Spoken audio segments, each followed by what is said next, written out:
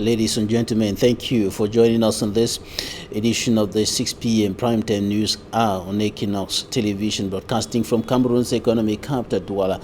I am Bable Jonathan. We begin this newscast in Kosala 2, Kumba 2 subdivision, Meme division, southwest region of the Republic of Cameroon, where a child of 7 years old has been deprived of her upper limbs by an explosion. The explosive device cut off her two hands, and she's now under medical attention while investigations are on course to identify who is responsible for the explosive device that was planted there. Details in this report by Immaculate Fogwe.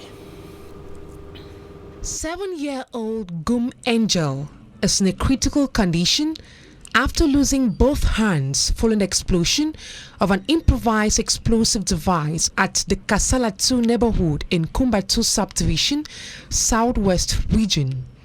According to reports, she lost both hands while she was cracking a coconut on a surface where an improvised explosive device had been implanted. The senior divisional officer of Meme Division, Tundong Chamberlain, while at the hospital premises, promised the family of the girl that the state would take charge of her treatment. Still in Kumba, two suspected criminals accused of harassing students, depriving them of their properties, calling people at night and threatening to attack them if they don't pay money in their accounts, have been arrested by elements of the Kumba 2 police station.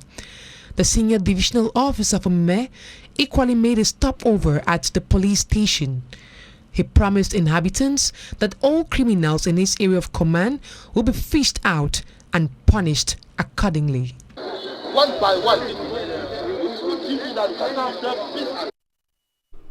Now we take you to the Bafoussam-Bamenda highway linking the west and northwest regions of the Republic of Cameroon. Several passengers and vehicles were stranded today after a section of the deviation on that road under construction collapsed. Smanjikan Gabriel reports. Passengers getting into the northwest region and those leaving the northwest into the west region of Cameroon stranded at the bridge linking the Bamenji roundabout to Bankwe roundabout in the Bambutus of the west region. We arrived here around 10 p.m. like that.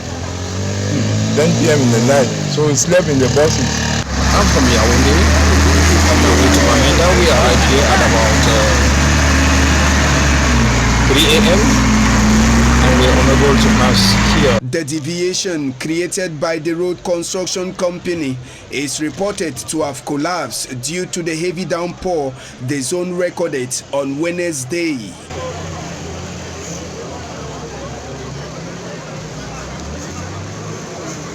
I will not call it a bridge because what I know from my knowledge, the Minister of Public Works have told all companies doing work that have gained contracts in Cameroon that when you are working on any road, you should make sure that road is passable.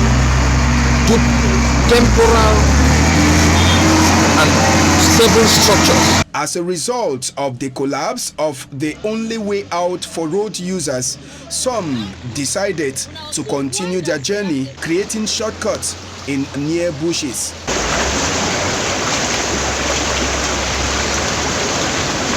For us to cross this way, we only have to cross through the bushes.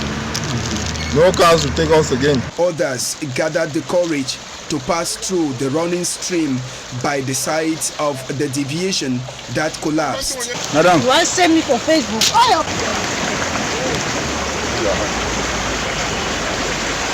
The senior divisional officer of the Bambutus, Francois Franklin Etape, present at the incident scene this Thursday, said temporary solutions will be taken to ensure that circulation resumes soonest. Before the collapse of the deviation linking Bamenji roundabout to Bankwe roundabout in the west region, the Minister of Public Works, Emmanuel Nganun Jumesi, was at the site on Wednesday. Little did he know such an incident was going to happen immediately he returned to Yaoundé. Circulation has resumed on that section of the deviation on the Bafoussam-Bamenda highway. The area that collapsed has been filled with soil, and vehicles can now move across, those coming from Bafoussam heading to Bamenda, as well as those coming from Bamenda heading to Bafoussam, Yaoundé and other parts of the country. But heavy duty trucks cannot cross the area as of now. Work is going on. Now we take you to Bambili in the Tuba Municipality, Mesam Division, Northwest region of the Republic of Cameroon, where enormous material damage has been recorded after 2 transport vehicles fell into a pit that suddenly developed on the road as a result of a heavy downpour. In the report coming up next, our Northwest correspondent Stella reports that the incident has once more raised concerns over the quality of work done on roads across the town of Bamenda and the rest of the Northwest region. Her report. This shortcut is what inhabitants use to retire to their homes after heavy rains in Bambili left the road impassable. Right from down they will come rain for all places living in the water. So man they find their own place to work and come there. So around they come up now with bypass motor they don't hang for road. So I don't want to come that exist or don't cover. I just sometimes don't hang. I take my own direction to go past today. As I walk past now, the motor so as I almost finish for pass it. You just come up, I just collapse and go back. The sinkhole, witnesses say, is as a result of blocked gutters, leading to runoff water washing away the soil from beneath the surface of the road. That thing they put under, you don't block. So as you don't block now, water now, it's just water now, they come now, can knock today. The wash now, the soil from under. So now as you don't wash now, the under now, you don't move. As you want to pass now today, and from then the ground you collapse down. This particular stretch of road leads to the University of Bamenda and other divisions of the Northwest region. Although no human casualty, this incident puts to question the quality of road construction within and without the Tuba municipality. Since when Mama be born me, I don't be ever see the kind of road where they walk am so. Now motor is on for now my car go there to go for a market. Now I don't fall inside gutter. We don't know what we will do again. During the just ended dry season, Bambili was covered with dust as construction works on the roads were being carried out. The recent incident will affect normal life in Bambili and beyond.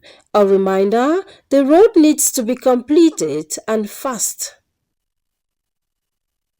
Cameroon's Minister of Public Works, Emmanuel Ngannou-Djumisi, reveals to members of Cameroon's lower house of parliament that a good proportion of national roads are in a deplorable state. Thus, this naturally explains the reasons for some of the accidents that have been recorded on highways across the country, accidents that have often been attributed, besides the bad state of the road, to reckless driving and other human factors. On the other hand, the Secretary of State for Defense in charge of the National Gendarmerie told the people's representatives that the number of recalcitrant road users multiplies because of the Secretariat of State for Defense because the Secretariat of State for Defense has failed in putting in a gendarmerie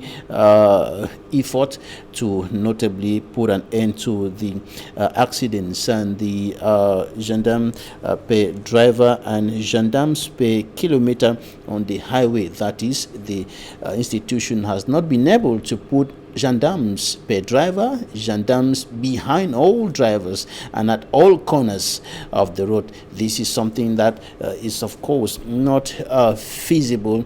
As a result of that, he thinks that accidents are occurring as a result of the reckless behavior of drivers, and they and other ministers were giving accounts of the actions questioned were asked by the members of parliament and answered, of course, by the ministers. That was during the question and answer session. Innocent has more.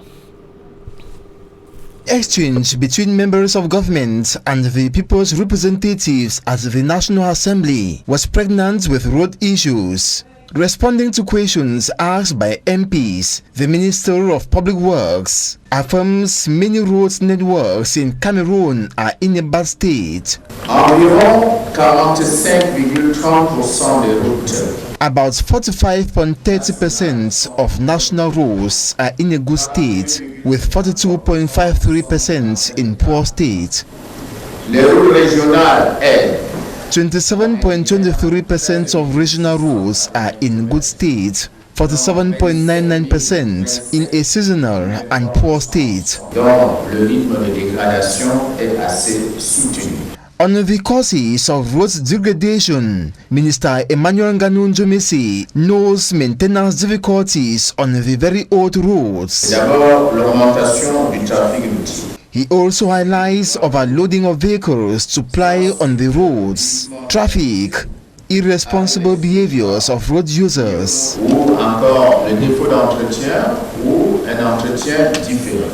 These thus give clear reason why road accidents can multiply in Cameroon. Speaking to the MPs, Transport Minister Jean-Enes Massenangale Bibehe proposes a national strategy that will integrate roads construction, responding to existing traffic. La mise en œuvre de la politique nationale de mobilité urbaine. This plan envisaged by the government will definitely sustain the road networks. Et des véhicules de transport de masse. Equally, in the Transport Minister's envisaged plan, automobile repair shops which are not doing their job well will be singled out and put to order. L'activité de contrôle technique au Cameroun était sujette à de nombreux dysfonctionnements. That there are loopholes in their activities. Au problème de sécurisation du processus du contrôle technique et de la délivrance de la vignette technique, de visite technique. Faced with what is considered recalcitrant highway comportment, the National Gendarmerie has been incapacitated to put one gendarme behind every road user. Et au regard de l'exigence d'une réduction du nombre de contrôles routiers. As such, the set has resolved to organize control patrols on highways, notably on the Yaoundé-Douala highway, to track down recalcitrant road users. Ce sont de nouvelles unités qui ont pour mission de sillonner nos routes en permanence. Getting more effective in its operation, the State Defense Secretariat in charge of defense affirms special road safety operations dubbed Control, Surveillance and Repression campaigns have been organized since 2011. En priorité sur les axes interurbains du triangle Yaoundé. These are deployed essentially on interurban highways Yaoundé-Douala, Bafoussam Yaoundé, which records most of the deadly road accidents. En infraction peut soit s'acquitter de l'amende forfaitaire conséquente. At the start of the parliamentary session, members of parliament had announced they would like to control and get feedback on all government actions. This is thus fruit of that decision. Inhabitants of several parts of Konsamba and the Mongo division are already suffering the consequences of heavy downpours. Runoff invaded many quarters of that part of the littoral region of Cameroon yesterday. Streets and homes were overflooded following heavy rains hitting the town for the past days. Movement from one part of the town to the other became very difficult. Overwhelmed by runoff, some inhabitants of the flooded areas had to abandon their homes. This is a problem that municipal authorities have been striving to solve for the past years. Here in Cameroon's economic capital, Douala, inhabitants of some areas are complaining over the poor hygienic state, and they're raising concerns of the risk of a possible cholera epidemic in the town of Douala. In New Bell, one of the areas affected by a recent cholera outbreak, These are heaps of garbage and sewage are imposing themselves on the population. It is the same situation in many other areas, including Dakar, Ndokpasi, Makepe, Misoke, and Bonaberi. Authorities blame the situation on indiscriminate waste disposal, but the population highlight the problem of inadequate and poor waste management in the city. The burial of the mayor of Njombe, Penja Paul Eric Kingi, was characterized by a couple of irregularities and contradictions. Apart from the violation of the violent scenes recorded, mourners largely manifested a total disregard for COVID-19 barrier measures. From me, Armstrong Santa has more. The huge crowd that turned out to welcome the mortal remains of deceased Mayor Paul Eric Kingi was historic, but also in total violation of all COVID-19 barrier measures of the government of Cameroon.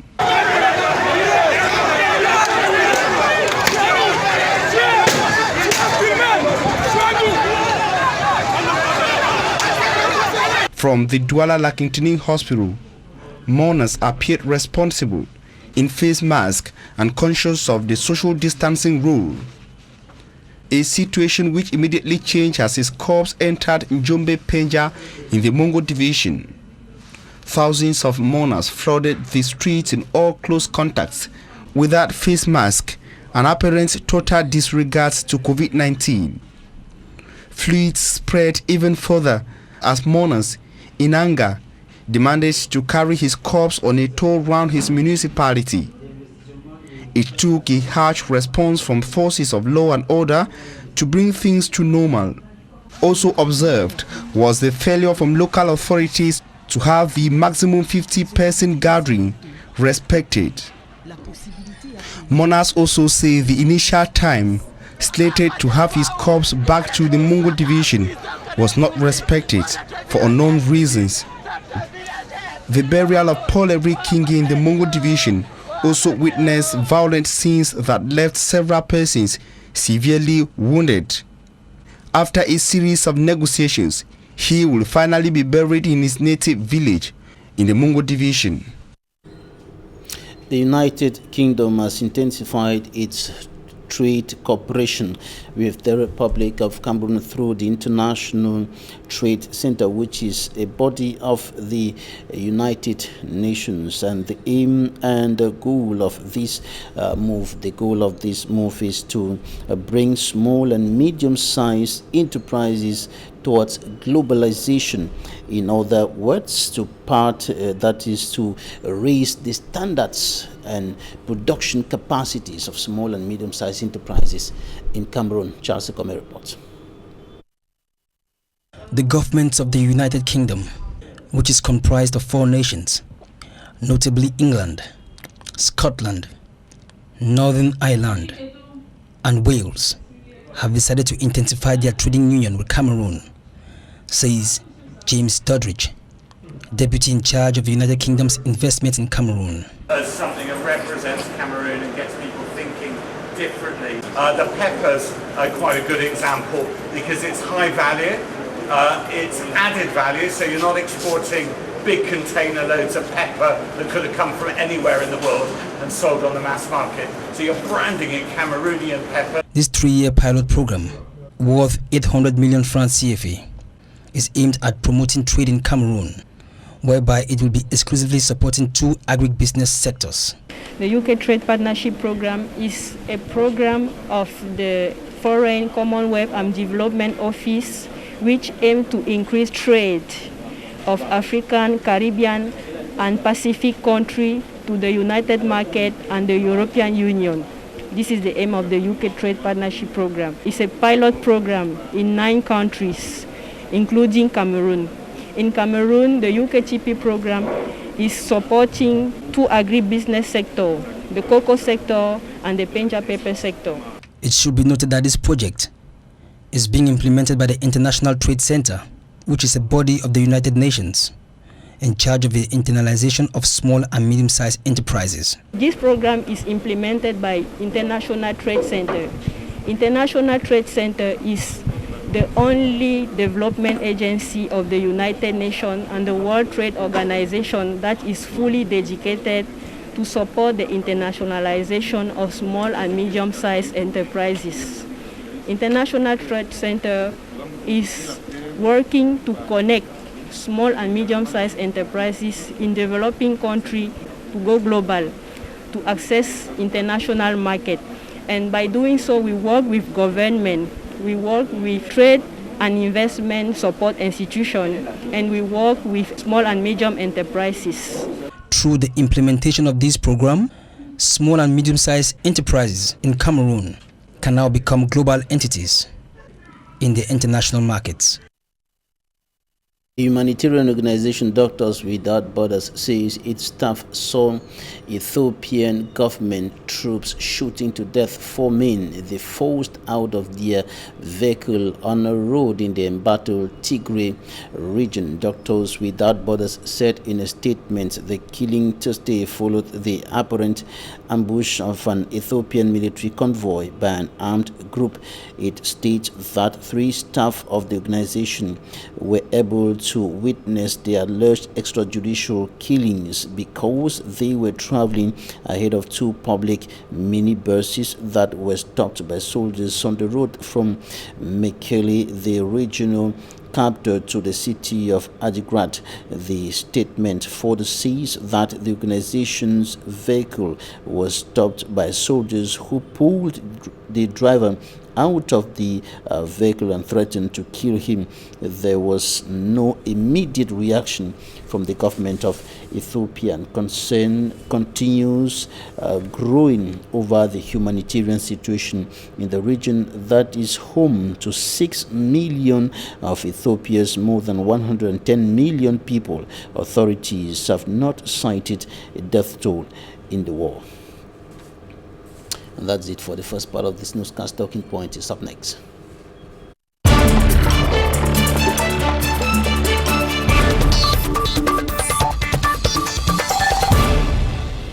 Thank you for joining us in Talking Point. We are receiving a civil society leader, Gilbert Gemdo. Thank you for joining us today. Thank you, Mr. Bamila. Thank you. Good evening, televiewers, and happy being here again as usual to talk about what beholds our nation as a whole and what is peculiar about what we are about to talk about. Thank you very much.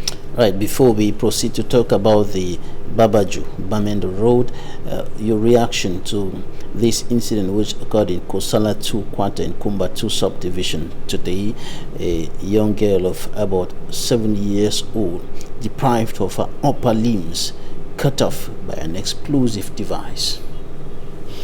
Well,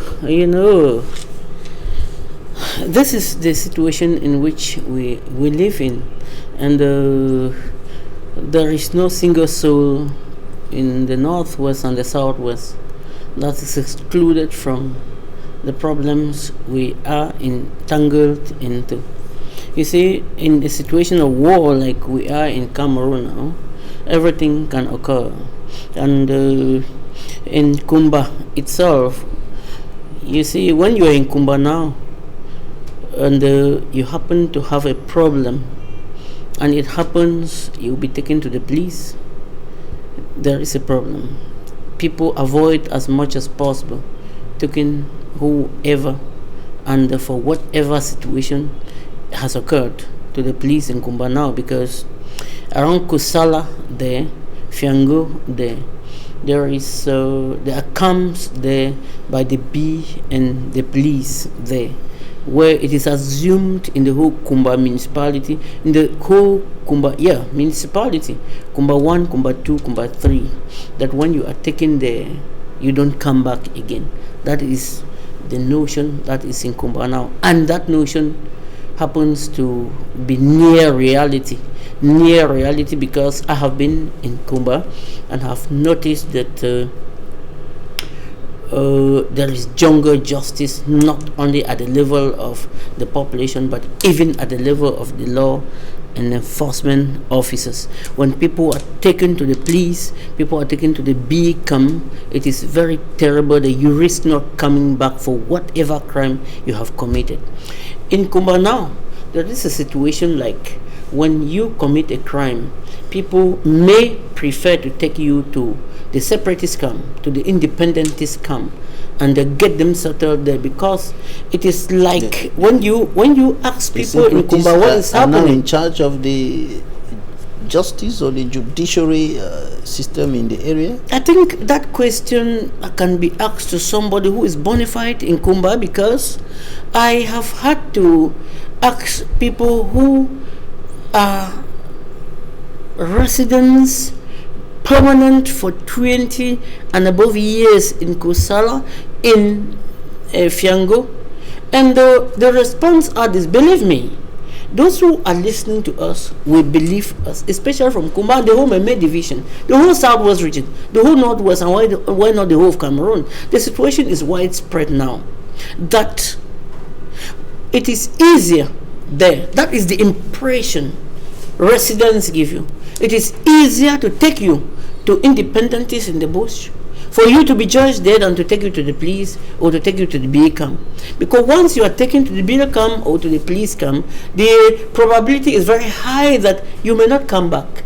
You will not come back for whatsoever. And if you have to come back, it depends on how much you pay, and which is certainly very, very exorbitant.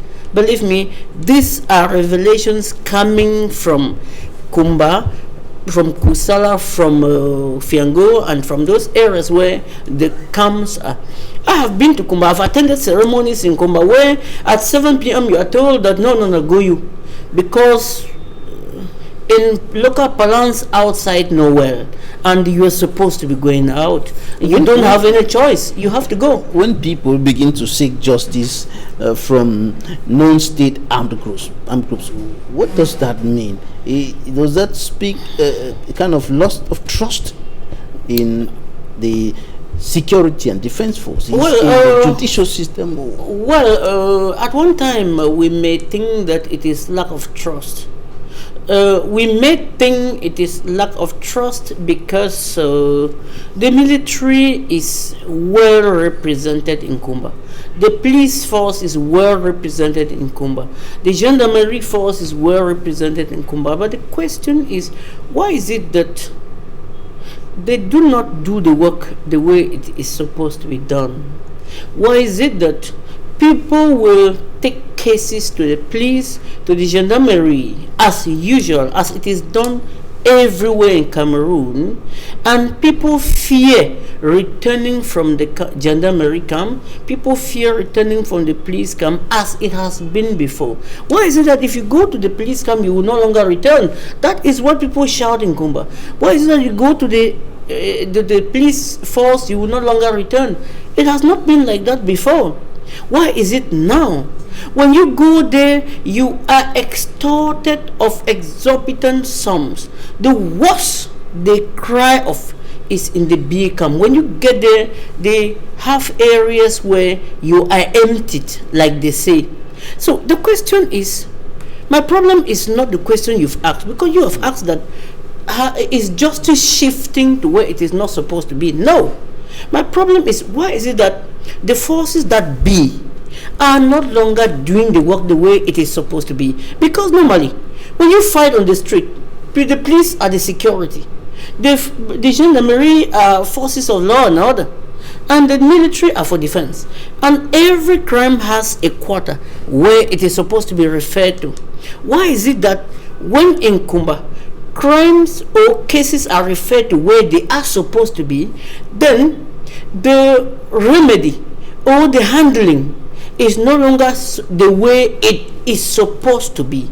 People are taking consideration or taking advantage of the present socio-political situation to impose or to put in place a kind of status quo in Kumba, in the whole southwest and in the northwest, where it is supposed to be. Let me tell you something.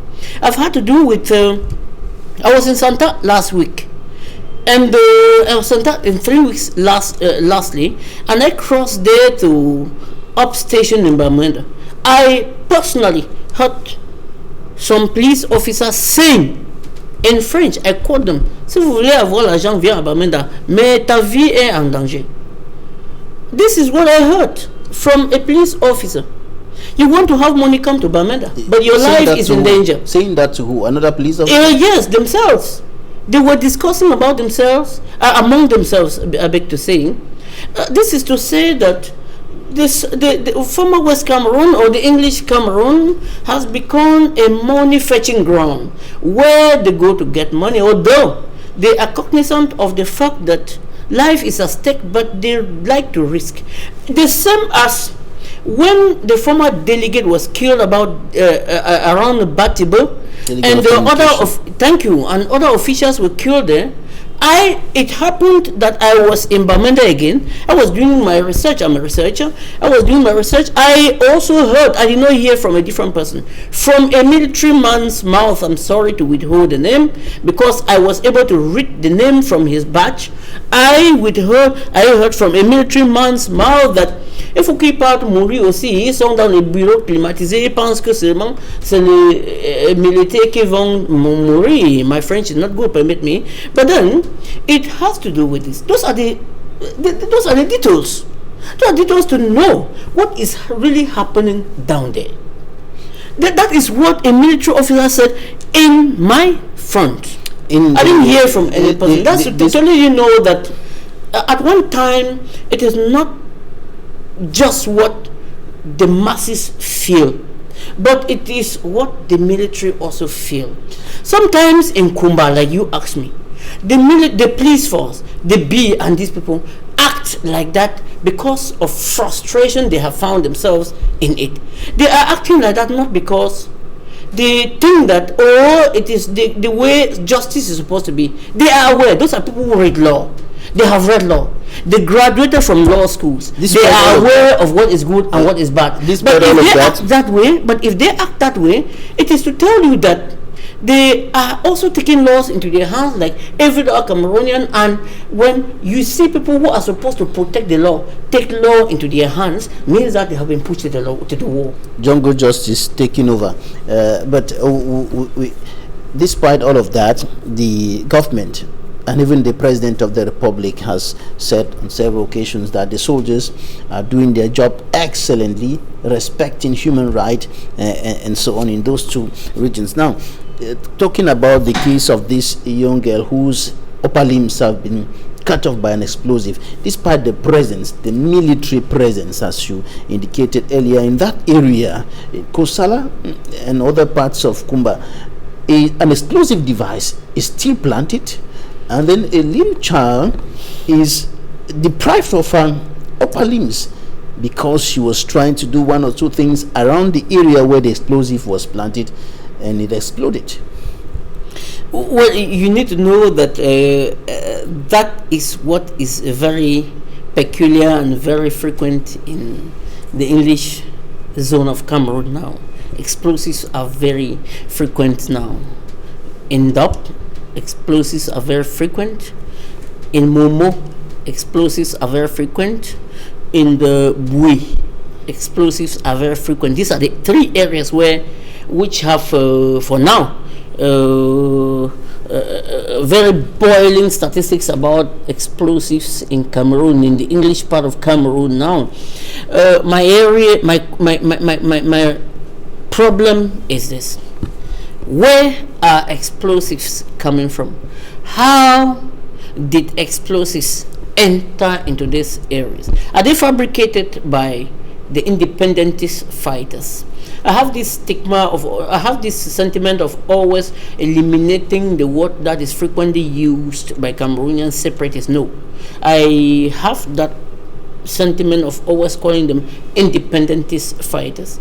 Are they the ones who have fabricated them? I want to think no, because when you find well, don't you call them separatists? No, they are not the ones. They are not the ones. It is better and earlier we realize that they are not the ones, because when you look at, firstly, the level of technology of those who are in the bushes, you look at the level of technology of those who are piloting them.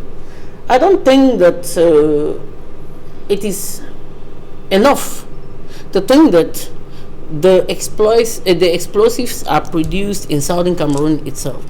Where do they have the raw materials? Where do they have the factories to present order or to produce order. So where am I driving to? I'm driving to a situation whereby those things are important. The next question is, how do they enter into English Cameroon? But there are leakages. There are leakages, and when there are leakages, we begin to question what government authorities say, that the government is in control, the security is in control. Let something be done, and be done in a real way, and that's something that is supposed to be done not just brutally, be done not just militarily, because this song that control has been put in place started being sung from 2016 November up to today. The very song is being sung. I wonder if those who sing the song know that the song has been faded, and there is need to revive it. There is need to look at. It is very clear that the borders between Nigeria and Cameroon, especially in the northwest and southwest regions, are very porous, and lots of things are happening there. But the worry is about the fact that there is a military presence, but people still plant explosive devices despite the military presence.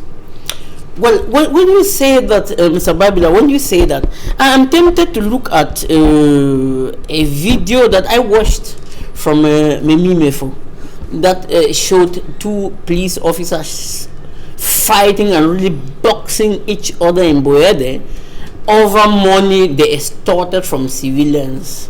That is supposed to mean something a lot to Cameroonians.